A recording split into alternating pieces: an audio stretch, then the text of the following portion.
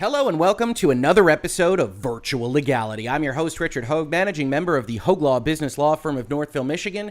And it's been a little while since we last talked about the state of California's lawsuit against Activision Blizzard for, among other things, a hostile work environment and inequitable pay. If you aren't familiar with the background to that case, I highly recommend our California versus Activision Blizzard playlist. We go over the initial complaint, Activision's responses or lack thereof in certain important respects. And that's led to, in the past couple of days, a better ABK, which we talk about as a proto-union here in our Week 2 status update on this case, has filed a charge with the National Labor Relations Board. And that charge has been wrongly reported in a couple of places. We're going to talk about that. We're going to talk about what the National Labor Relations Board actually does, why we're not likely to see really anything come out of that charge, but even if we do, not for a very, very long time, and have a conversation about where this puts Activision, especially as they move forward with some big executive changes that happen on the same day. Now, before we get into that substance, I do want to give special thanks to a patron of ours, Nord, who at the highest Patreon tier is sponsoring this video for you all. I told you when we started this month, we have a number of very large, highest tier sponsors for the channel. I couldn't be happier. Thank you so much for sponsoring us, Nord, and I hope you like this video. We will once again talk about that a little bit more at the end when we talk about sponsorships and support of the channel. Now, as I mentioned, there was some misreporting on the topic we're about to discuss today. Here's The Verge. Activision Blizzard sued again, this time for labor violations. IGN. Activision Blizzard employees file NLRB suit. Now, the reason I'm saying here is I am a lawyer, and as you might know from your understanding of the United States government, if you have one, or if it's your first time in virtual legality, we'll help out a little bit here, is that the executive branch, under which the NLRB sits, can't actually initiate a lawsuit, or can't initiate a lawsuit only through its own board. It can, of course, use the court system like anyone else. So when you file something with an agency of the U.S. government in the executive branch, you aren't filing a lawsuit. And so I looked at this from the Verge and IGN and said, that's a little bit odd. And I said, well, maybe they're just misreporting it. But I have to give them the benefit of the doubt. And that benefit of the doubt comes from a better ABK's Twitter itself, which described what just happened as, in partnership with Code-CWA, we've filed an unfair labor practice suit with the National Labor Relations Board. So we're going to give The Verge and IGN some credit on all of this. They were using the language that came from a better ABK, and that language just happens to be incorrect, but they aren't lawyers. They're folks that are making Activision Blizzard and King video games, so we can also give them the benefit of the doubt. Now, they did point us to the actual National Labor Relations Board charging document, which is, as you would expect, you don't actually see the documents here. You have to make a FOIA request, but we'll get to that in just a second. We see that there's a signed charge against the employer from a few days ago, and then as of the 13th of September, the NLRB itself sent letters to both Activision and to the folks that sent the initial charge saying, we're on this, we're going to take a look at it. And what are the allegations? Well, they're all described here. 8A1, which we'll get to in just a second. Coercive statements, coercive rules, coercive actions, parenthetical surveillance, and interrogation, including polling. Now, thankfully, Protocol actually took a look at this as well and figured out that it was, in fact, a charging document and not a lawsuit, and linked to the press release that CWA actually put together. CWA being the Communications Workers of America, a fully fledged union that is helping a better ABK navigate these regulatory waters. And you see this a lot in kind of proto-union environments where folks start getting together at a company like Activision Blizzard, and they start using the resources that they can find from other unions that are generally all too happy to help, as is the case here with CWA. They put out this press release yesterday. It says, in support of game developers at Activision Blizzard King, a cross-platform gaming company based in Santa Monica, the Communication Workers of America has formally filed ULP charges against the company for worker intimidation and union busting. That's unfair labor practices. ABK workers staged a groundbreaking walkout over the summer to draw attention to the disturbing working conditions in the gaming industry at large, including but not limited to ableist, racist, and sexist cultural practices, workplace discrimination, and pay inequity. Despite a risk of retaliation, Activision Blizzard King workers launched a better ABK on July 23rd as a strategic organizing effort to unite developers behind a shared set of concerns. Employees used their social media platforms to organize with one another and share their demands to the world, including fans, fellow game developers, and consumers. Instead of responding to these demands, Activision Blizzard management is using coercive tactics to attempt to prevent its employees from exercising their rights to stand together and demand a more equitable, sustainable, and diverse workplace. It is their right as workers to organize for a work environment free from abuse, discrimination, and sexual harassment, and this right is protected by federal labor law. Tom Smith, National Organizing Director at CWA, said, "We are very inspired by the bravery of ABK workers, and we will always stand shoulder to shoulder with workers fighting harassment, assault, and discrimination. Management could have responded with humility and a willingness to take necessary steps to address the horrid conditions some ABK workers have faced. Instead, Activision Blizzard's response to righteous worker activity was surveillance, intimidation, and hiring notorious union busters." Now, you won't actually see their hiring of Wilmer Hale in that charging document that we'll take a look at more specifically in just a second, because that isn't something that's illegal. It's not illegal to go hire a law firm, even if they have a reputation for helping large corporations, quote unquote, bust unions. The National Labor Relations Board under the Biden administration has made it clear that it will hold companies accountable whenever they break the law. We have filed these charges to ensure that the actions of ABK management will not go unanswered. So nothing terribly unusual here for a union statement on this kind of activity. They filed a charging document with the National Labor Relations Board alleging these things, and we can see those allegations a little bit more specifically in the document itself, which is linked out of that press release. Now, they put the Activision Blizzard address and the CEO, and there's a lot of workers there. And here's the important part, the basis of the charge. Within the last 6 months, the above-named employer, that's Activision Blizzard to you and me, has repeatedly engaged in unlawful conduct by threatening employees in the exercise of the rights guaranteed by Section 7. We'll get there. The employer has threatened employees that they cannot talk about or communicate about wages, hours, and working conditions, told employees they cannot communicate with or discuss ongoing investigations of wages, hours, and working conditions, maintained an overly broad social media policy, enforce the social media policy against employees who have engaged in protected concerted activity. That phrase is important. Keep that in mind. Threatened or disciplined employees on account of protected concerted activity, engaged in surveillance of employees engaged in protected concerted activity, and engaged in interrogation of employees about protected concerted activity. So the laundry list here is that Activision has said you can't talk about wages, you can't talk about the investigations we're doing on wages. We've got some kind of strong social media policy about what you can't say out into the world. We've enforced that against employees who are potentially banding together in something like a better ABK.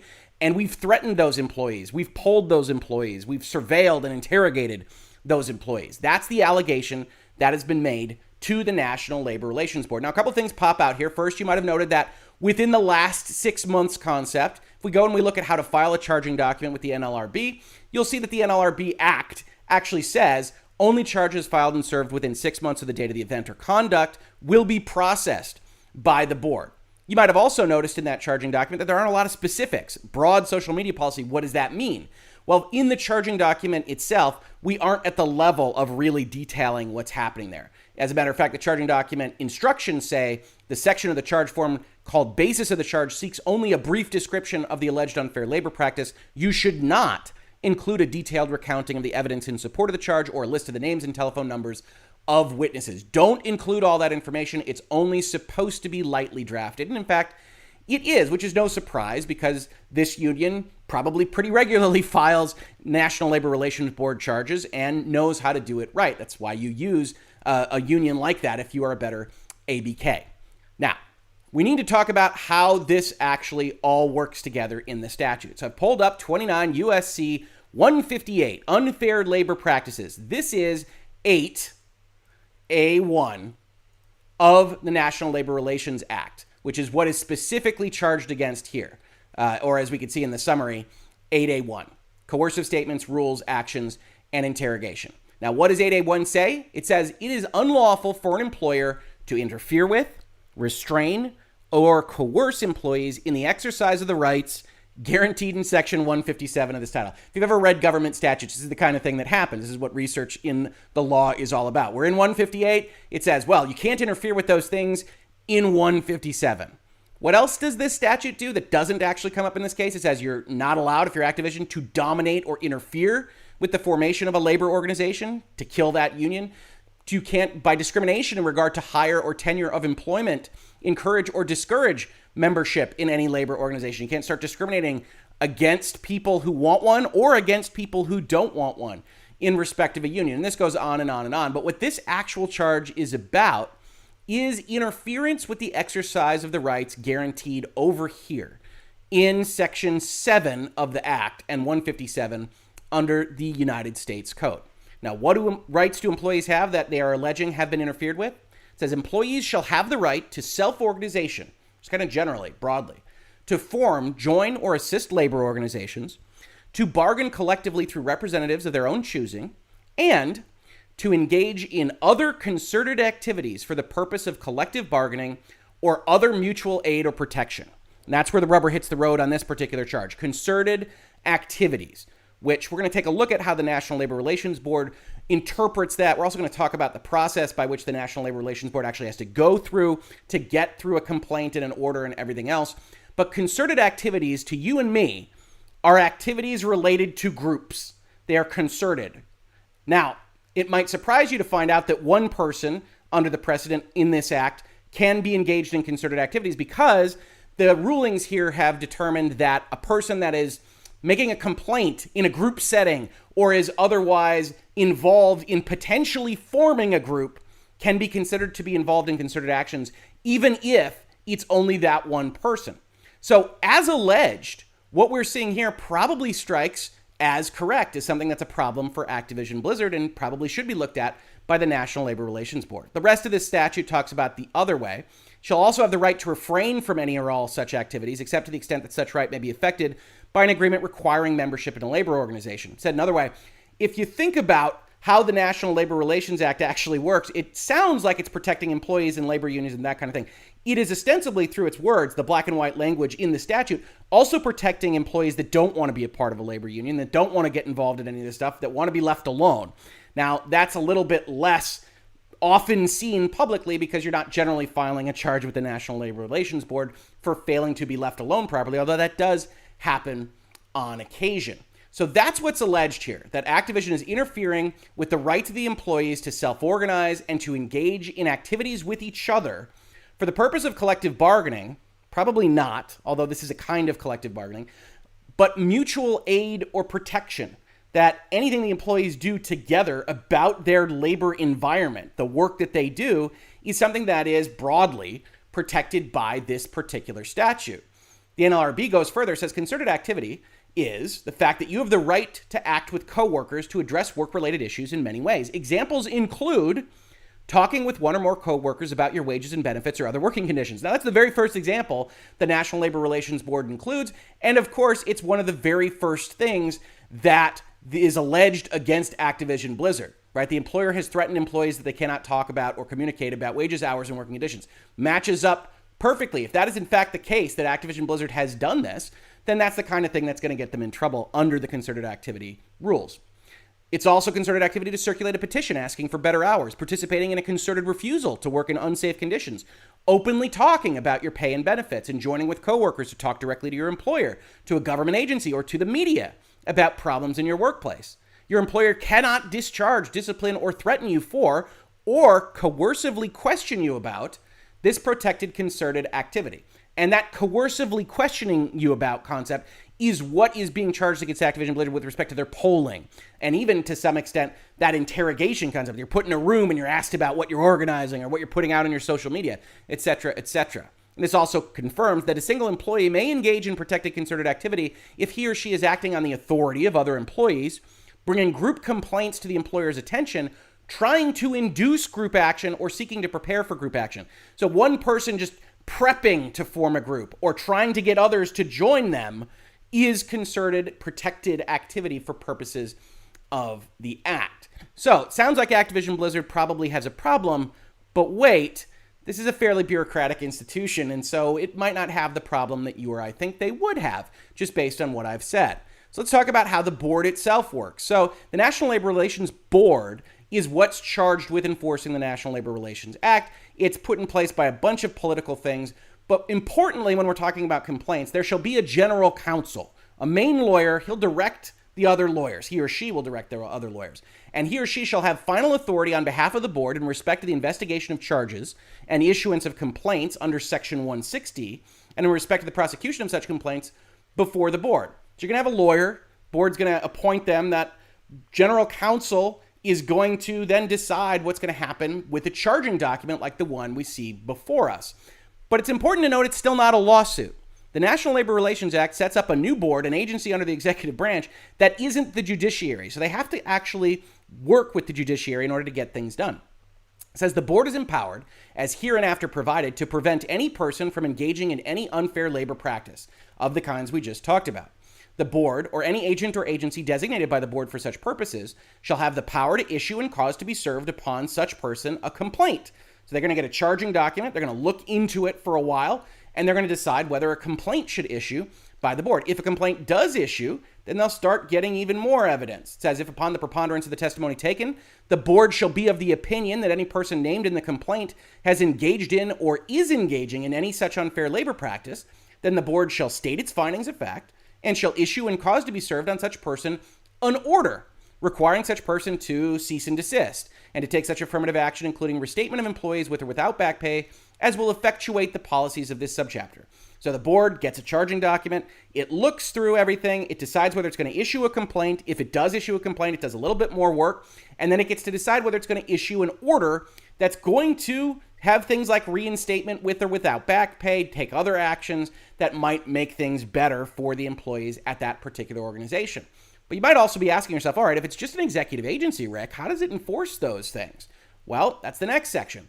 The board shall have power to petition any court of appeals of the United States for the enforcement of that order. Upon the filing of the petition to the court, so now the National Labor Relations Board goes and asks the judiciary to enforce this thing that it is told Activision Blizzard or some other company that it needs to do. Upon the filing of that petition, the court shall have the power to grant temporary relief or a restraining order as it deems just and proper to enforce what the board said, and to make and enter a decree enforcing, modifying, and enforcing as so modified, or setting aside in whole or in part the order of the board. When we talk about the use of legal power against a person, whether it's an individual or an entity, we have a system in place to do that. That's the judiciary. So when we talk about agency actions, one of the things that happens is that an agency action, as the National Labor Relations Board might do, gets put forth to the court, and then the court reevaluates it for applicability to the statute, whether or not it makes sense. And that's where sometimes things can fall apart. But what's important about this is that when we look at the reporting, it's not a lawsuit, it's a charge to an agency. And most importantly, it's a long, long way away. So let's look at what the NLRB actually says about charges that are placed before it. First, it says the NLRB receives about 20 to 30,000 charges per year from employees, unions, and employers covering a range of unfair labor practices. 30,000 charges per year. Each charge is investigated by board agents who gather evidence and may take affidavits from parties and witnesses. Typically, a decision is made about the merits of a charge within 7 to 14 weeks. Yeah. You think they get you there with 7 to 14. Sounds like days. That's how we think about a week or 2 weeks. Nope. 7 to 14 weeks. Long, long time. And if that's not good enough for this summary, they add on, although certain cases can take much longer. Not just longer, much longer. So we're talking about a long period of time before the NLRB even decides to go forward with a charge. During this period, the majority of charges are settled by the parties, withdrawn by the charging party, or dismissed by the regional director. So while the National Labor Relations Board is getting things together over the course of a lot of weeks, almost all their charges, or at least a majority as described here, we'll see it's almost all in just a second, are settled, withdrawn, or dismissed. When the National Labor Relations Board investigation finds sufficient evidence to support the charge, every effort is made to facilitate a settlement between the parties. So we've looked at it, the NLRB has, and we've decided, yep, there's something here. Let's get these kids together. We don't want to go through that whole judiciary process and everything else. Let's try to do this without a board order. If no settlement is reached in a meritorious case, the agency then issues that complaint. Common allegations against employers in complaints includes threats, interrogations, and unlawful disciplinary actions against employees for their union activity. We didn't actually see that. We didn't see the hiring of a law firm because that's not going to hold water. We didn't actually see people getting retaliated against. We saw an overall environment in which Activision apparently is trying to dissuade them from talking about certain things, which can still be bad, but you don't see the ones that are the high-level smoking gun type bad things like, oh, this person was making petitions to make a union and we fired them That's how you get into real trouble under these kinds of acts. The issuance of a complaint leads to a hearing before an NLRB administrative law judge. After issuing a complaint, the NLRB becomes a representative for the charging party throughout settlement discussions and the board process. Under its statute, the NLRB cannot assess penalties. The agency may seek make-whole remedies, such as reinstatement and back pay for discharged workers, and informational remedies, such as the posting of a notice by the employer promising not to violate the law. Activision Blizzard says, sure, we'll put up a poster. We won't do it again, NLRB. We promise, which is a long way of saying, yes, this is an important thing. It's an important step. It sounds like they might have Activision and Activision Blizzard on a couple of counts there, but don't expect this to be the driver of change at Activision Blizzard. That would still be things like the California lawsuit, more so than a charging document made to what amounts to the government's version of the Better Business Bureau, because you're not going to have an answer for a long time. You might get Activision Blizzard to the table, which might be the idea. You want them to not be able to prevent you from having these conversations, and Activision Blizzard might accede to that. If we actually look at what the NLRB puts out there as the information, you can't even really see the bar on these graphs that is them making board orders, actually forcing the parties to do something. That's this little blue line right here that you can see in these various areas each year. The blue itself are charging documents that were withdrawn by the charging party. This gray area here are settlements and adjustments. So the gray plus the blue is actually something changes at the Activision Blizzards of the world. And this one up here is dismissal. The board finds that there isn't enough to actually have a meritorious case. So this plus this means nothing happens in general. And this middle area is Activision Blizzard changes something. Only against its will is this blue line right here. So Activision Blizzard would be at the table, settle it up, and as you could see from the National Labor Relations Board's summary of how they treat the act, they prefer settlement over having to go through an entire complaint process and going through the judiciary should it come down to it. So if you're looking at these things, if you're looking at the reports by The Verge or IGN or anyone else that called it a lawsuit, that's not true. And if you're thinking about it as something that is very likely to engender major change at Activision Blizzard, that's also very unlikely to happen. Not the least of which because the National Labor Relations Act doesn't empower the board to actually have penalties to actually harm Activision Blizzard in some way. It's just a matter of compensating people that were otherwise affected by this, which in an environment where people aren't being fired, and that isn't alleged, isn't something that is likely to cause Activision Blizzard any heartburn at all. What might cause them a little bit of heartburn is the fact that people keep leaving. Also yesterday, Activision Blizzard hires senior executives from Disney and Delta. Activision Blizzard Inc. today announced the hiring of 2 senior executives to help the company build a more inclusive workplace, as well as diversify and grow its revenue. So the first person is probably the more inclusive workplace prong. The second is the growing its revenue. We're not going to talk about the second as much as the first. The first being Julie Hodges, Senior Vice President, Corporate HR and Compensation, Benefits and Talent Acquisition at the Walt Disney Company. That's quite the title. Who will become Activision's Chief People Officer. Sandeep Dubey, Senior Vice President, Revenue Management at Delta Airlines, will become the Chief Commercial Officer. Ms. Hodges brings more than 3 decades of global human resources experience in entertainment and an impeccable record of shaping corporate culture. She will be responsible for the company's global talent organization. In her role, she will lead all aspects of human resources, including diversity, equity, inclusion, talent acquisition, employee experience, learning and development, compensation and benefits, and workforce planning. Now, that's important because one of the things that a Better ABK has asked for is a company-wide control where employees have some sort of say in Activision Blizzard's diversity, equity, and inclusion efforts. And it's one of the things when I saw those demands, I said probably wouldn't fly because that's not the way companies are organized. And at best, if you're seeking change, you want to have a voice in what those programs are going to be at the executive level, not seeking control of it from some kind of company-wide agreement on the programs. Now, is this going to satisfy them? I suspect not, but certainly it's notable because the Chief People Officer is the human relations person at Activision Blizzard. And this is a new person joining the fray.